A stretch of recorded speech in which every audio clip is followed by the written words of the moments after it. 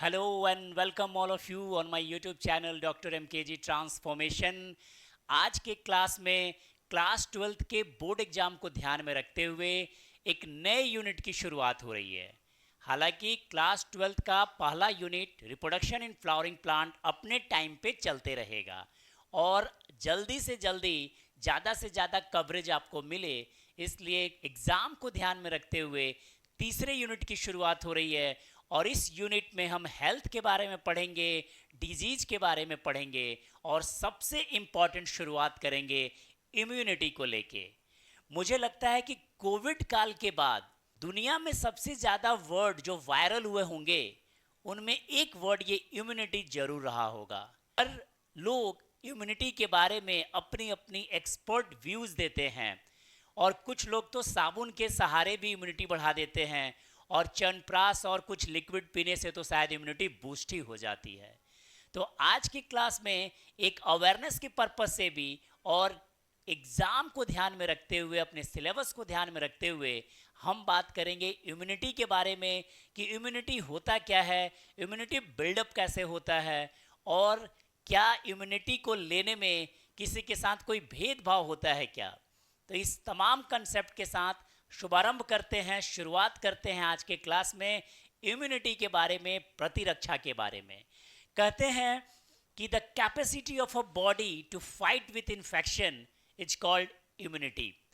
Immunity या प्रतिरक्षा एक ऐसी इंपॉर्टेंट टर्मिनोलॉजी है जहां पे इंडिविजुअल के द्वारा रोग से लड़ने की क्षमता बिल्डअप की जाती है और इसी रोग से लड़ने की क्षमता जो हम बिल्डअप करते हैं इसी को हम लोग बोलते हैं इम्यूनिटी।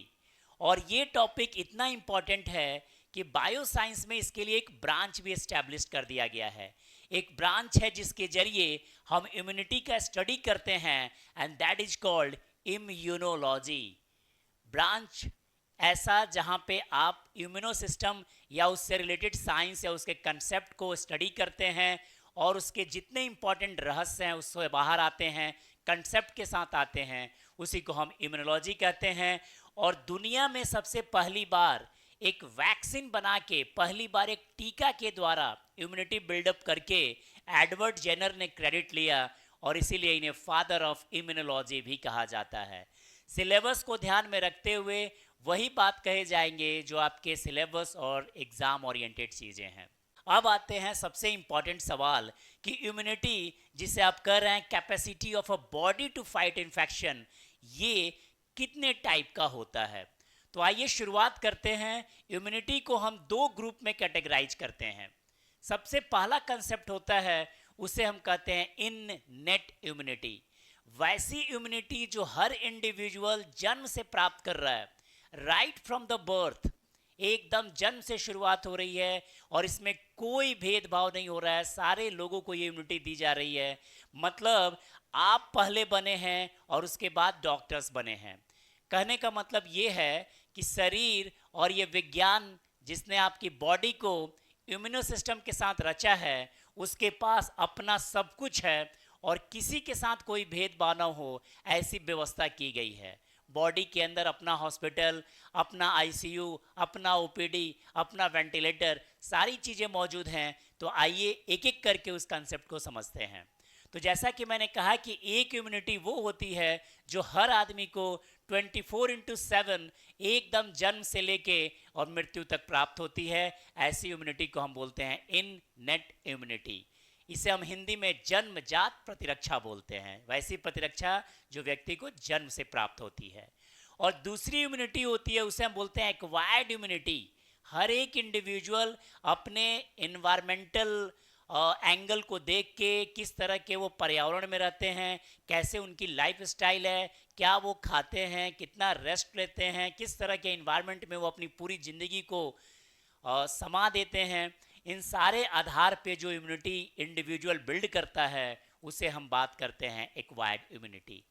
तो वो इम्यूनिटी की बात सबसे पहले होगी जो जन्म से दी गई है और इसके द्वारा कुछ बैरियर्स, कुछ अवरोध क्रिएट किए जाते हैं जिससे हमारे शरीर को 24/7 प्रोटेक्शन मिलता रहे और हम डिजीज से बचते रहें। तो आइए देखते हैं टाइप्स ऑफ इम्यूनिटी में कि इन्नेट इम्यूनिटी जो जन्म से हमें प्राप्त हुई है वो इम्यूनिटी किस तरीके से हमें बैरियर देके अवरोध क्रिएट करके पैथोजन से हमें दूर करती है या पैथोजन्स को हमारे पास आने से रोकती है।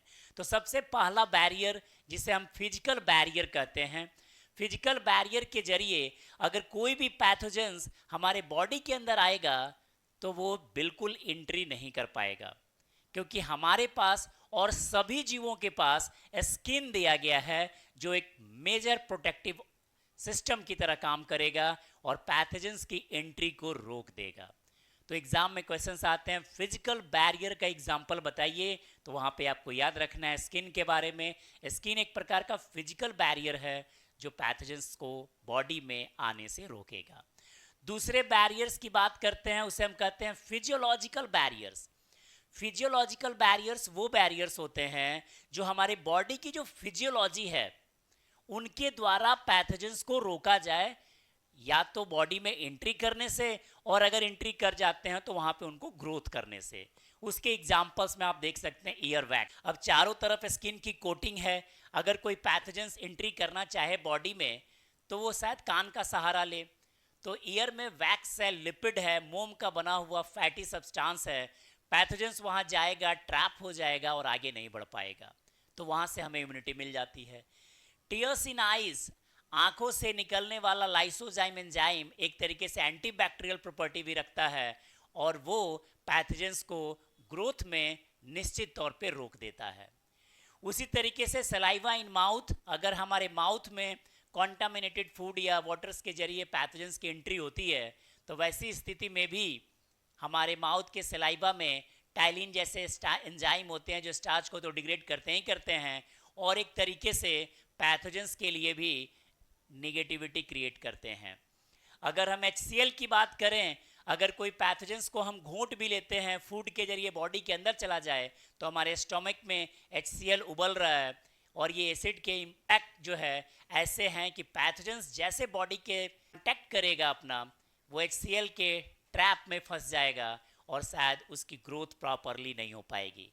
तो हम सभी के बॉडी में आप देख रहे हैं कि जन्म से फिजिकल बैरियर्स के जरिए, फिजियोलॉजिकल बैरियर्स के जरिए एकदम free of cost 24/7 protection provide किया जाता है।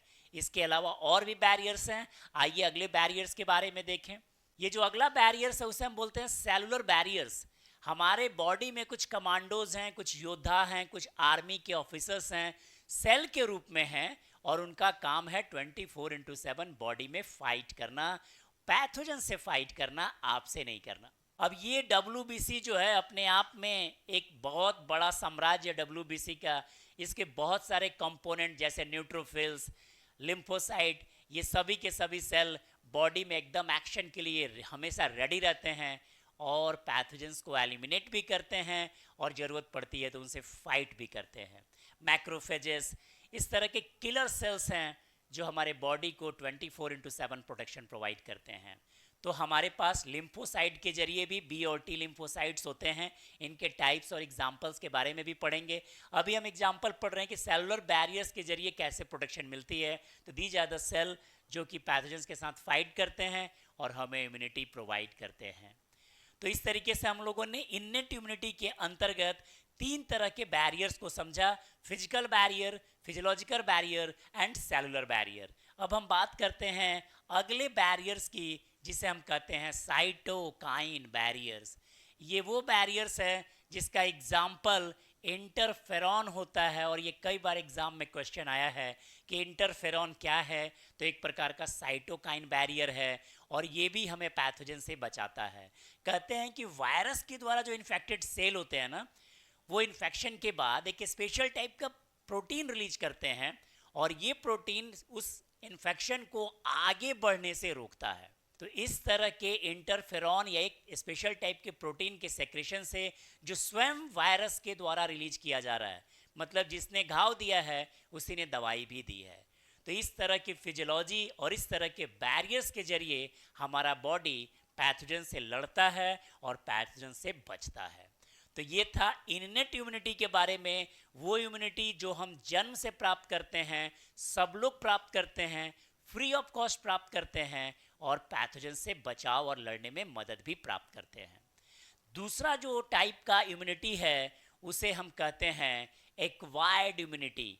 वो इम्यूनिटी जो हम एक्वायर करते हैं with the experiences of life, जैसे हम इन्वायरमेंट में रहते हैं, जिन लोगों के बीच में रहते हैं, जिस तरह का हम हाइजीन मेंटेन करते हैं, जैसा हम पैथोजेंस के साथ थोड़ा फ्रेंडली हो जाते हैं, इन सारे एक्टिविटीज़ की वजह से जो इम्यूनिटी हम बिल्डअप करते हैं उसको हम बोलते हैं एक्वायर्ड इम्यूनिटी। और ये इम्यूनिटी बेसिकली इन कैरेक्टर्स के ऊपर डिपेंड करती हैं। जैसे पहली इम्यूनिटी जिसकी इन्नेट इम्यूनिटी आप बात कर रहे थे, ये सभी लोगों को मिली है, 24/7 मिली है। लेकिन ये इम्यूनिटी जो एक्वायर्ड इम्यूनिटी है, ये स्पेसिफिक होती है अलग अलग पैथोजेंस और अलग अलग इंडिविजुअल में, ये अलग अलग तरीके से एक्ट कर सकती है।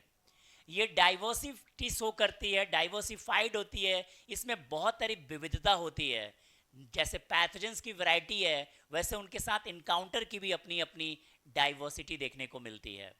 अगर हम मेमोरी की बात करें तो इस तरह की इम्यूनिटी पूरी तरीके से मेमोरी के ऊपर बेस्ड होती है।